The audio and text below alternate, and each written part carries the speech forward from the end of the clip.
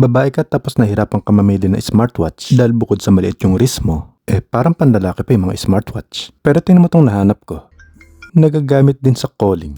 Kung gusto mo nga sana mag-smartwatch pero hindi ka makapamili dahil kung hindi malaki, rugged na parang panlalaki. May kasama pang eco bag. Medyo may kahirapan din kasi maghanap ng pambabaeng smartwatch. Ito yung Watch Lily R2 ng Aulon. So, alam mo na kapag ipanririgalo mo, talaga may impress yung pagbibigyan mo. Kasi nga, hindi siya putyo-putyo. Kita mga kasama niya charging cable may tatak pa ng Aulon. Kahit nga sa wristband alam mong branded siya. May tatak na, may nakaukit pa. At yung user manual niya hindi lang basta Xerox. Bagay na bagay talaga siya sa wrist ng babae. Dahil yung sukat niya o yung size niya design talaga pang women. Dahil may diameter lang siya ng 41mm. May built-in mic at speaker siya. Na yung charging cable niya hindi rin mababaligtad ng kabit. Pag power on mo nga bubungad siya yung logo ng Aulon at papipiliin ka kung anong language yung gagamitin mo. Pero bago mo magamit kailangan mo muna ma-install yung kanyang apps na Fit Cloud Pro. Itong apps na din kasi na to ang gagamitin mo pang pair at pang bind. Ang kailangan mo lang naman ay email para makagawa ng account na siya mong gagamitin pang login. Kailangan mo lang na i-input yung mga data mo para maging mas accurate yung kanyang measurement. Hindi mo nga ilagay yung nickname mo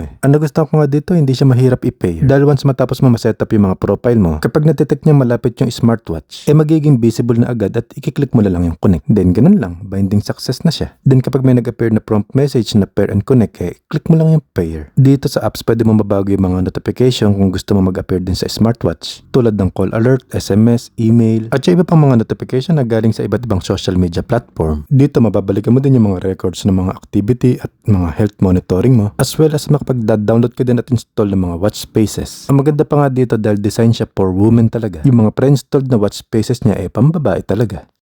O diba? Pero syempre kung hindi mo pa rin type yung mga yan, pwede ka naman din makapag-download at install galing sa apps.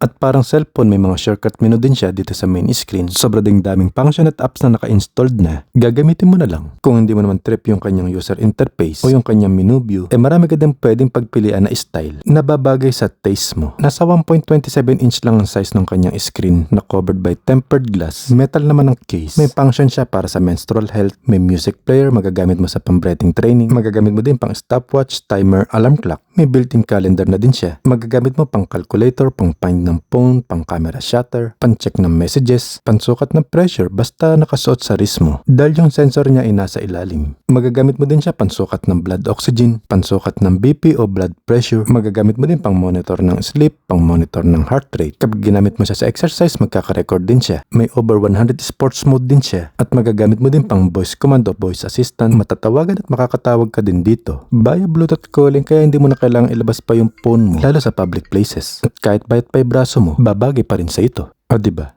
Ang aesthetic pa. Check mo na lang ang ibang kulay na available nito.